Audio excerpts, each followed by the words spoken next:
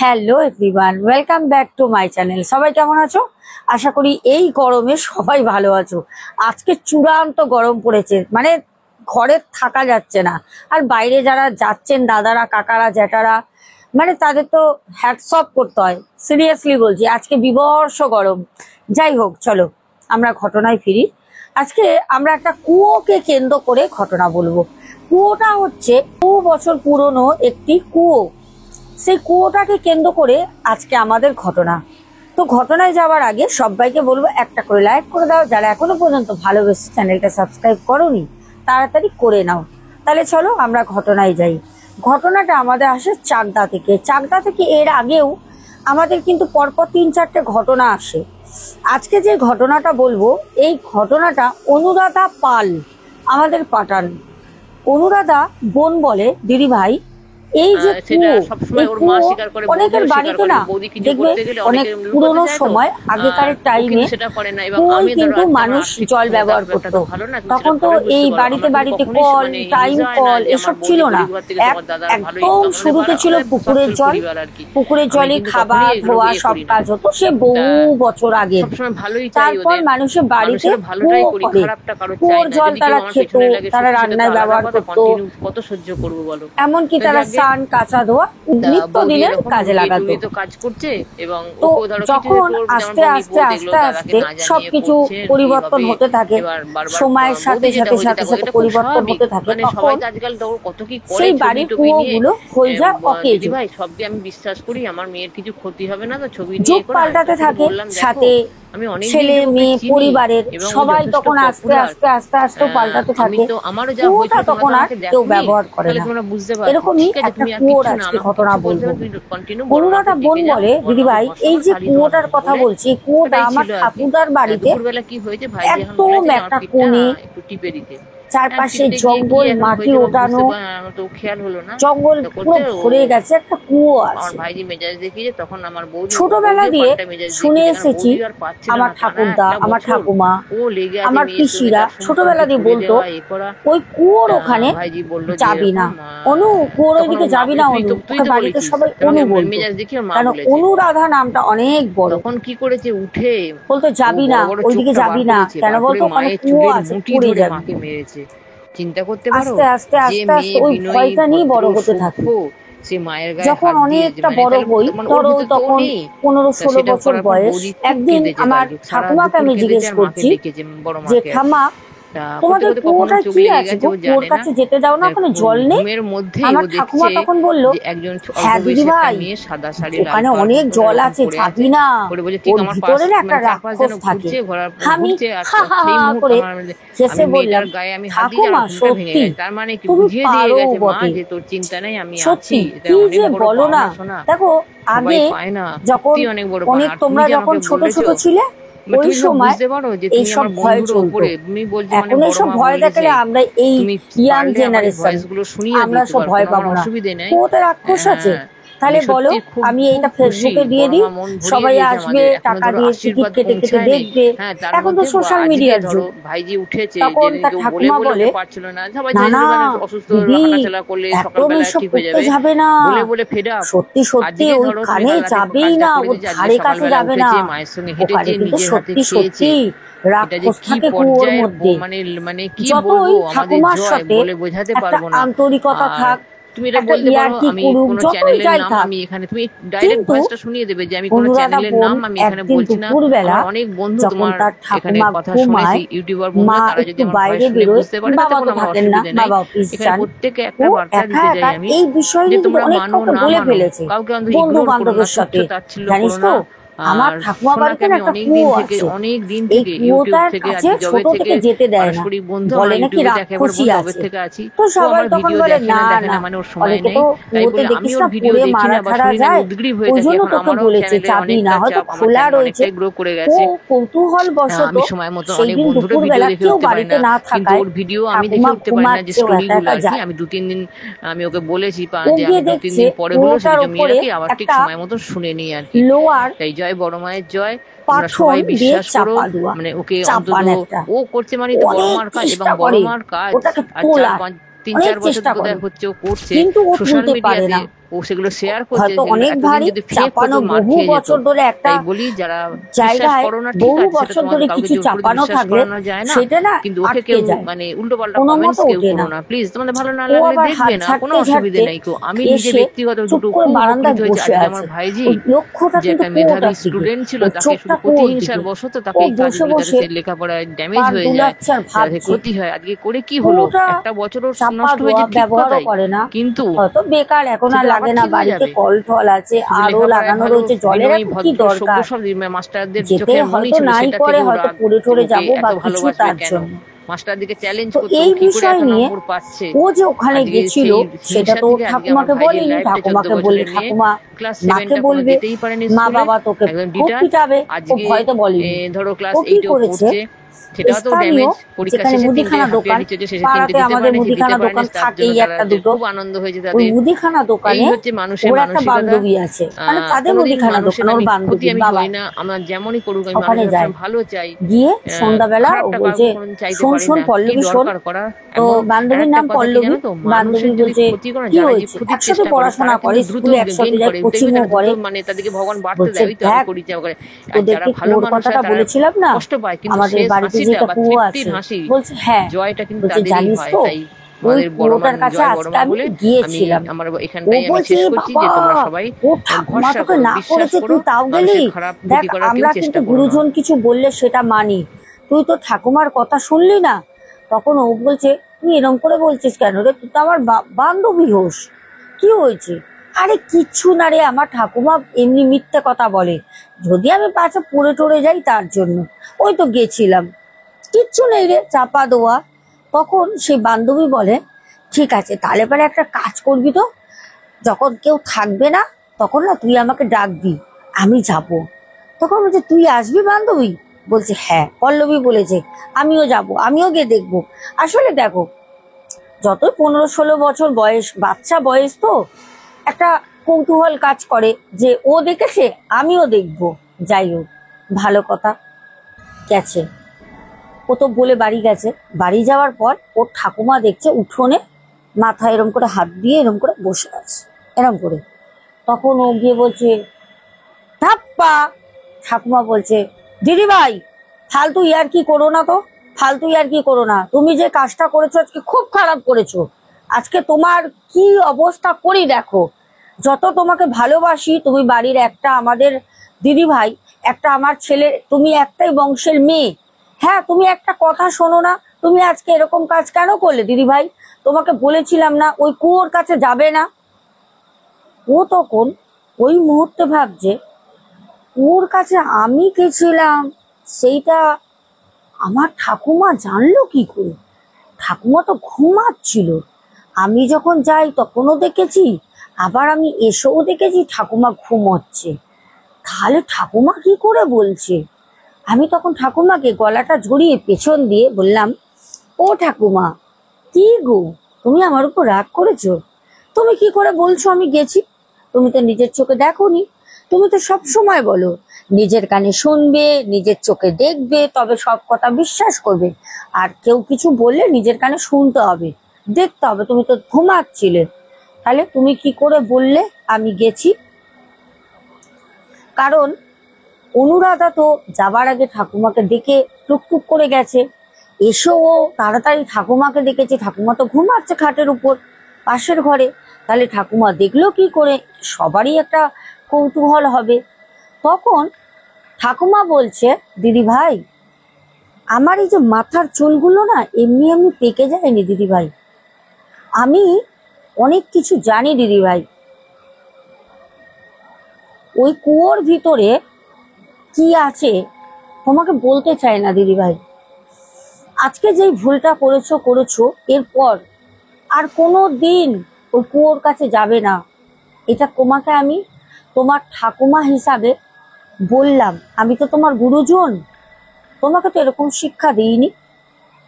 তখন অনুরাধা একটু ইমোশনাল হয়ে কেঁদে ফেলে, তখন বলে যে ঠাকুমা সরি ঠাকুমা, আমার ভুল হয়ে গেছে।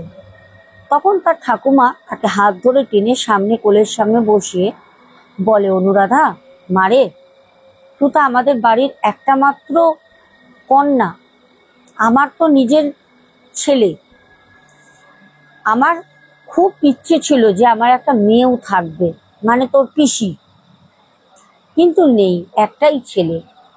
শরীর স্বাস্থ্য দুর্বল ছিল, ডাক্তার না করে একটাই সন্তান আমি নিতে পেরেছিলাম। তোর মাও কিন্তু একটাই সন্তান, তুই তোকেই নিয়েছে, তোর আর বোন ভাই নেই। আজকে যদি তোর কিছু হয়ে যায় তাহলে তোর মায়ের কি হবে, বাবার কি হবে, আমার কি হবে? তোর ঠাকুরদা তো অনেক আগেই মারা গেছে, বুঝিস না রে মা তোকে কেন বলেছি? তখন ও বলে, ঠিক আছে ঠাকুমা, আমি সত্যি কথা বলছি, আমি ওখানে গেছিলাম আর আমি কোনো দিন যাব না।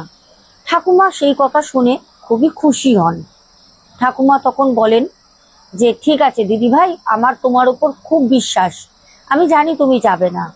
তবে তখন অনুরাধা বলে, আমার মাকে বাবাকে বলো না, তোমার ছেলেকে যদি বলো না ঠাকুমা, তোমার ছেলে আমাকে আগা 5 তলা মারবে, খুব মারে, তুমি তো জানো পড়াশোনা নিয়ে একটু গন্ডগোল করলেই। বলো না। ঠাকুমা তখন বলে, না দিদি আমি বলবো না, তবে তুমি কিন্তু কথা দিলে যাবে না। তো অনুরাধা কথা দেয় যাব না। বিগত 1, 2, 3টে করে মাস চলে যাচ্ছে, সামনে আসে দুর্গাপুজো। আমাদের বাঙালিদের কথায় আছে 12 মাসে 13 পার্বণ। তো সেখানে আমাদের কেনা কাটা আনন্দ উল্লাস সবসময় লেগেই থাকে, সবসময় লেগে থাকে। তো আমাদের অনুরাধা বলে, আমার মা, আমার বাবা, আমি 3 জনে যাই আমরা মার্কেটিং করতে। পুজোর তখনও 1.5-2 মাস বাকি। যেহেতু আমার বাবা অফিস থেকে ছুটি অতটা নিতে পারেন না, কিছু ছুটি বছরের থাকে যেগুলো পেন্ডিং থাকে, সেগুলো বাবা পুজোর সময় ছুটিটা নেয়, মার্কেটিং করতে লাগে। তো আমি, আমার মা, বাবা মার্কেটিং করতে যাই। আমার ঠাকুমাকে অনেক করে বলতে, আমার ঠাকুমা বলল যে তোরা বাইকে করে যাবি, 4 জনে তো যাওয়াটা সম্ভব না, তুই বৌমা আর আমার দিদি ভাইকে নিয়ে যা, আমাকে না অন্যদিন পাড়াঘর থেকে কিনে দিবি, পাড়াঘরও তো অনেক দোকান থাকে। তো আমার মা তখন আমার ঠাকুমাকে বলে, না না ওইসব চলবে না মা, আপনাকে কিন্তু কালকে যেতে হবে। ভালো কথা। তখন ঠাকুমা হেসে বলে, আচ্ছা বৌমা তোমরা যাও না, নিয়ে আসো, যাও দেখি, তারপর আমি যাবো খনি। এই তো বুড়ি বয়স, বিধবা মানুষ, কি আর সাজবো, কি আর শাড়ি পরবো, কোথায় আর যাব? তখন আমার বাবা বলে, কেন মা তুমি এরম বলছো, আমি নেই, তোমার বৌমা নেই, তোমার ফুটফুটে একটা নাতনি অনুরাধা নেই, তুমি আমাদের সাথে ঘুরতে যাবে, একা কেন পুজোর সময় বাড়িতে থাকবে? আমরা গাড়ি বুক করব, বাইক নিয়ে ঘুরবো না, গাড়ি বুক করব, আমরা ঘুরতে যাব। ভালো কথা। আমরা মার্কেট করতে চলে যাই, বাবা মা আমি গিয়ে মার্কেট করি। আমাকে বাবা 3টে জামা কিনে দেয়, মাও 2টো শাড়ি কেনে, বাবাও কেনে। ঠাকুমার জন্য মা বলে নাও, তো আমার বাবা বললো যে না, মাকে নিয়ে এসে মাকে কিনে দেবো মায়ের মনের মতো। কেন আমি কিনে নিয়ে যাব? মা হয়তো মুখের খাতিরে, ভালোবাসার খাতিরে দেখে হয়তো বলবে না সুন্দর হয়েছে, তারা তো মা, তারা ভাবে সন্তান এনেছে। আবার বলবো পছন্দ না হলেও বলবে হ্যাঁ ভালো হয়েছে, বলে ওইটাই বুকে জড়িয়ে নেবে। কিন্তু হতে পারে তো তার পছন্দই হয়নি, মাকে সামনে এসে মা দেখে নিয়ে যাবে, তার মধ্যে মায়ের একটা আনন্দও লাগবে। আর সব থেকে বড় কথা কি, পুজোর সময় যতই ভিড় হোক, বাইরে যদি তুমি মার্কেটিং করতে যাও, এটা আলাদা এক্সট্রা আনন্দ, হ্যাপিনেস অ্যাড হয়ে যায়। এত লোকজন, সবাই কি কিনছে দেখছে। যাই হোক, বাড়ি আসে, ঠাকুমাকে সব দেখায়, ঠাকুমাকে দেখায়। ঠাকুমা বলল যে কালকে আমি যাব। হ্যাঁ, মানে ওগুলো দেখে ঠাকুমার খুব মনে ইচ্ছা হয়েছে, ঠাকুমা সত্যি বাজার যাবে। পরের দিন আমার মা, আমার বাবা, আমার ঠাকুমা, 3 জনের বেশি তো হবে না, আমার ঠাকুমা রোগা পাতলা একদম কাটি, ঠাকুমা 3 জনে চলে যায়। এবার যখন আমাকে রেখে যায় তখন কখনোই রাতের বেলা বেরোয় না মা বাবা, তো সেখানে সকালবেলা যায়, ওই 10টা 11টার দিকে বের হয়। আমি বাড়িতে একা বই পড়ছি, হঠাৎ করে পল্লবী আসে, সেই দোকানের যে বান্ধবীটা। পল্লবী এসে বলল, কিরে অনুরাধা, অনুরাধা, এ অনুরাধা, কিরে তোর ঠাকুমা কোথায় গেল, শরীর খারাপ? আমি ওকে বললাম, আরে ঘরে আয় না, পেছন দিক দিয়ে কি চিৎকার করছিস? না রে, শরীর খারাপ না, কালকে আমরা মার্কেটিং করে নিচ্ছি, আজকে আমার ঠাকুমা গেছে মার্কেটিং করতে। তখন অনুরাধাকে পল্লবী বলল যে, ও আচ্ছা, কিরে কি মার্কেটিং করেছিস? আজকে তো আমি যাব বিকালবেলা, দেখা দেখা।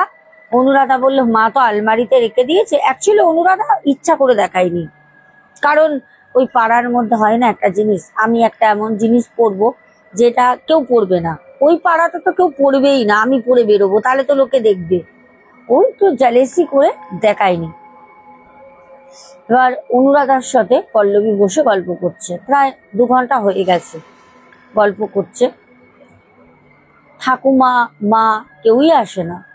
তো অনুরাধা তার মাকে ফোন করে, ফোন করতে বলছে, দাঁড়া, রাতে তো দাঁড়া, এখন তো দিনের বেলা খাবার টাবার করবো না, দুপুরের খাবারটা নিয়ে যাচ্ছি, এখনই চলে আসবো, এই তো পাড়ার সামনেই রয়েছি, গাড়ি করে আর কত সময় লাগবে। এই ফাঁকে পল্লবী তখন বলে হচ্ছে আমাদের অনুরাধাকে, কিরে বলেছিস না কুয়োর কাছে নিয়ে যাবি, ভালো মোকা আছে, চল চল। তখন ও বলছে, না আমি আমার ঠাকুমাকে বলেছি, কথা দিয়েছি, আমি যাব না। তখন পল্লবী বলছে, তুই তো আমাকেও কথা দিয়েছিস, চল আমি দেখব। অনেক করে বলতে ও নিয়ে যায় কুয়োর কাছে। কুয়োর কাছে যখন যায় তখন দেখছে কুয়োটা ওরকম চাপা, একটুখানি খোলা, কিন্তু খোলাটা ছিল না, একটু খোলা, লোহার একটা বড় গোল মতো একটা চাপন, কিন্তু এতটা মতো খোলা। তখন বলছে, এই দেখ বন্ধ। তখন পল্লবী বলছে, ওই তো কুয়ো দেখ খোলা আছে। তখন বলছে, কুয়োটা তো খোলা ছিল না, পুরো চাপা ছিল। তখন ও ভাবছে যে বিকেলবেলা এসে ও তো মানে দেখেছিল, টানাটানি করেছিল, হয়তো ওই সময় খুলে গেছে। তখন বলছে, তাহলে আমি সেদিন টানাটানি করেছি, খুলে গেছে। এবার পল্লবী তখন বলছে, দাঁড়া, আমি না দুজনে মিলে তুই আমি ধরে ওটার ঢাকাটা সরাবো, আমরা দেখবো, ফোনটা নিয়ে আয়, আমরা টর্চ দিয়ে দেখবো জল আছে কিনা, মানে একটা না মনে কৌতূহল যে টর্চ দিয়ে দেখবে ভিতরে জল আছে কিনা, অনেক বছর ধরে কুয়োটা বন্ধ। তখন ওরা কি করে, দুজনেই মিলে, মানে ও যে ঠাকুমাকে কথা দিয়েছে পুরো কথাটাই কিন্তু বান্ধবীর পাল্লায় পরে ভুলে গেছে। ও কুয়োটাকে সরায়, কুয়োটাকে যখন সরায়, কুয়োর ভিতর দিয়ে একটা ফস করে একটা না হাওয়ার মতো আওয়াজ হলো।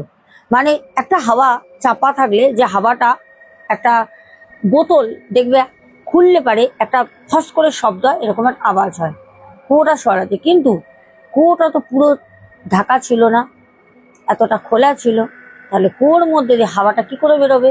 হাওয়া বেরোনোর জন্য একটা ছোট্ট ছিদ্রই অনেক, তাহলে কি ব্যাপার, ওরা সেই জিনিসটা বুঝিনি।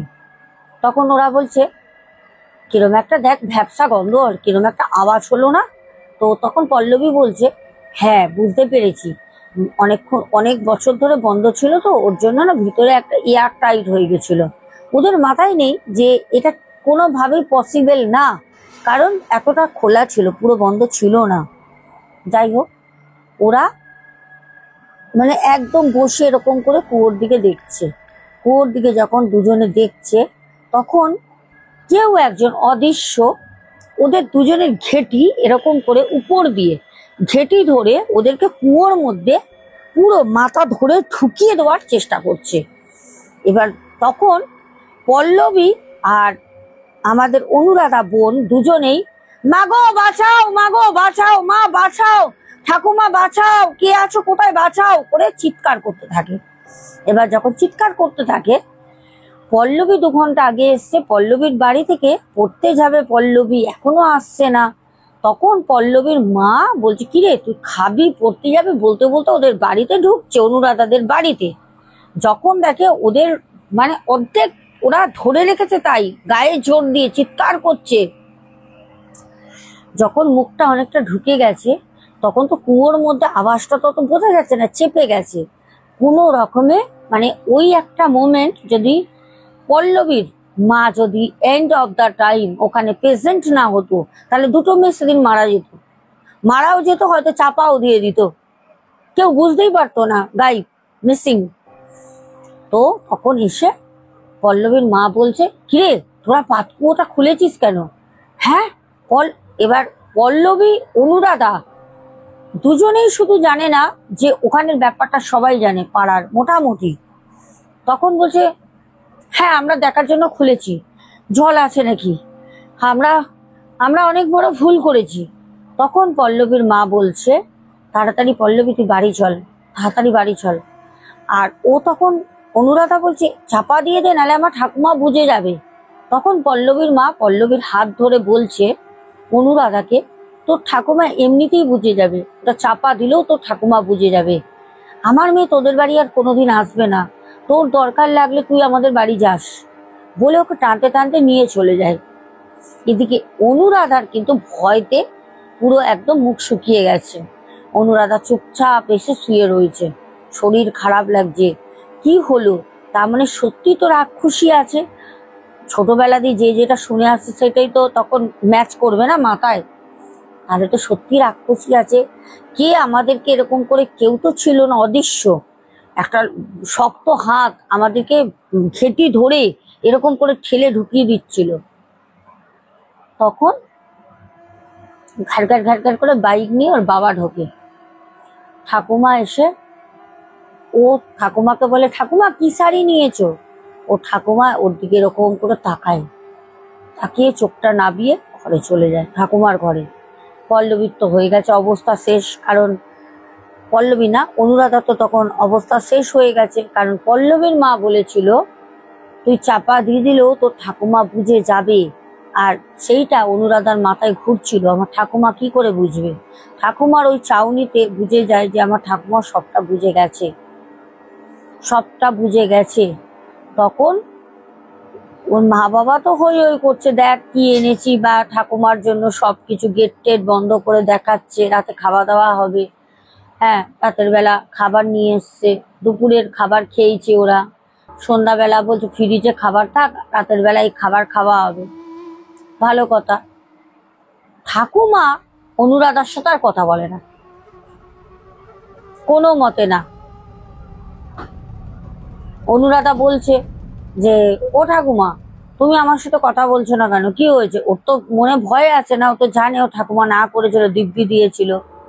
তখন ঠাকুমা বলছে, দিদি ভাই তোমাকে না করার সত্ত্বেও তুমি কাজটা আবার করলে, দিদি ভাই তুমি আবার ওই পাতকুয়োটা খুলেছো, আজকে তুমি প্রাণে বেঁচেছো শুধু পল্লবীর মায়ের জন্য।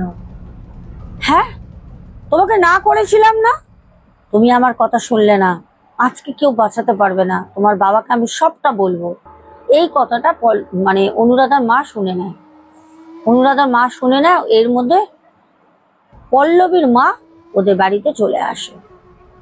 পল্লবীর মা তখন বলছে যে, পল্লবীর মা তখন বলছে যে আজকে খুব খারাপ কাজ করেছে অনুরাধা, অনুরাধা খুব খারাপ কাজ করেছে। তখন বলছে, কি করেছে অনুরাধা খারাপ কাজ?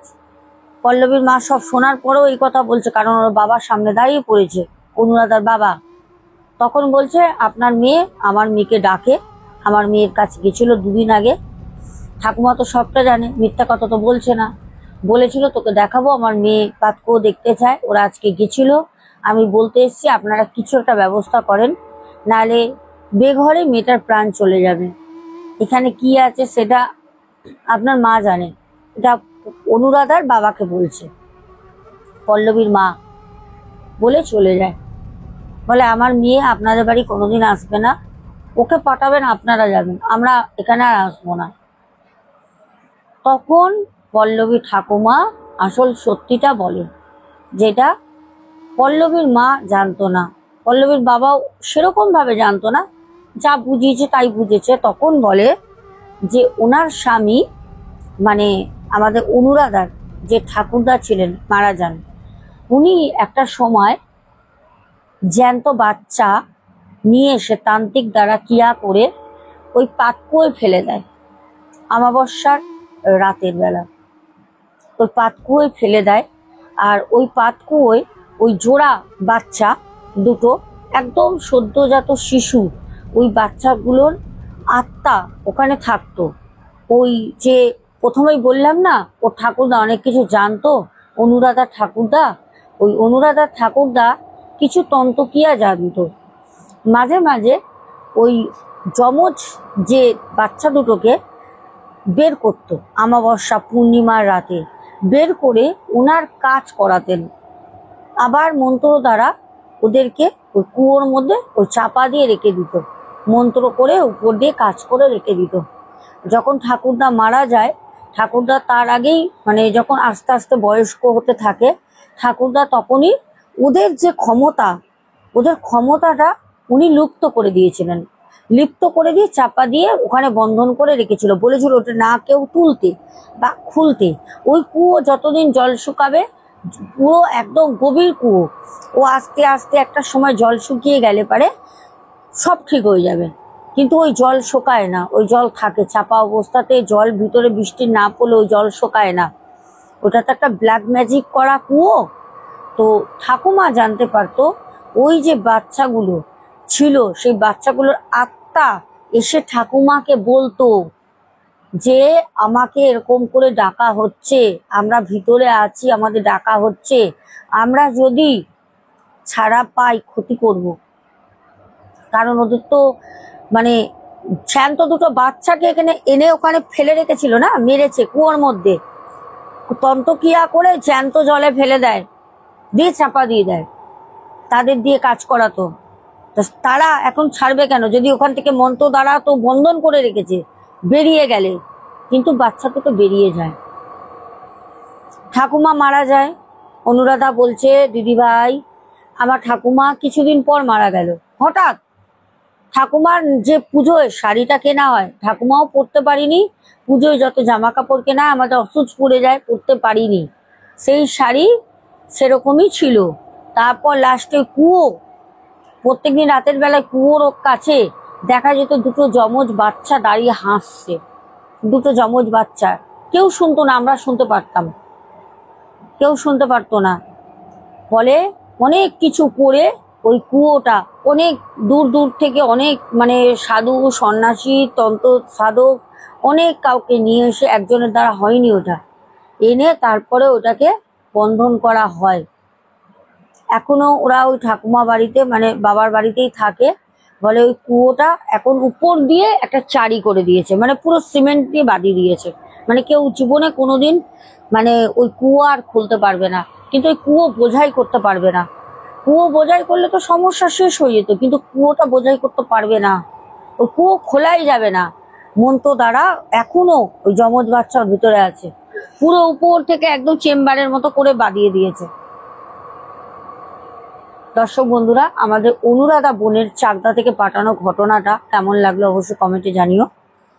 চলো এবার আমরা সোজা চলে যাব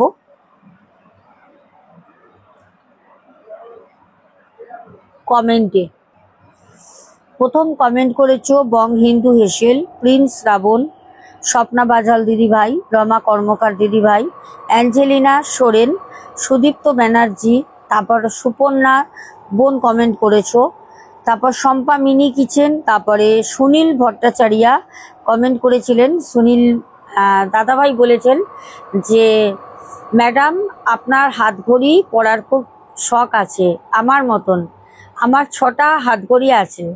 আমি ওনাকে উত্তর দিয়েছিলাম আর সিরিয়াস আমার প্রচুর প্রচুর হাত ঘড়ি আছে।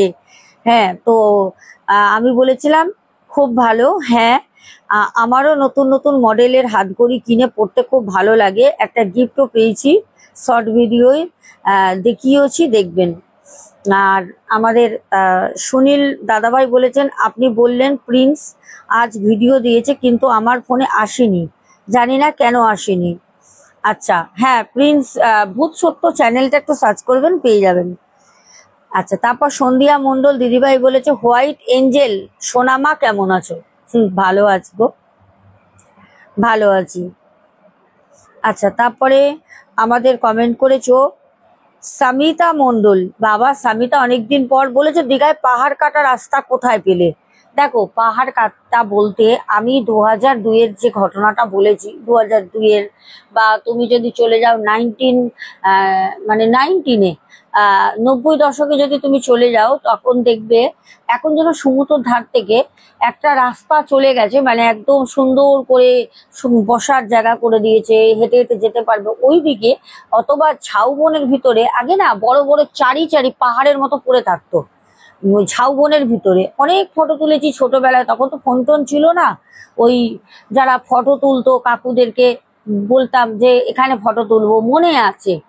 আর সব থেকে বড় কথা হচ্ছে, অনেক আগে যখন মা বাবার সাথে গেছি, ছোট ছিলাম, 11-12 বছর বয়স, তখনও দেখতাম ওই মানে সমুদ্র ধার থেকে গেলে পরে বড় বড় যে পাহাড়ের মতো মানে গোল গোল পাথরগুলো পড়ে থাকতো। তখন তো এই বুলডোজার না কি বলে, এখন তো যেগুলো ফেলেছে সমুদ্রের ধারে, ওগুলো তো থাকতো না, আগে তো অন্যরকম ছিল।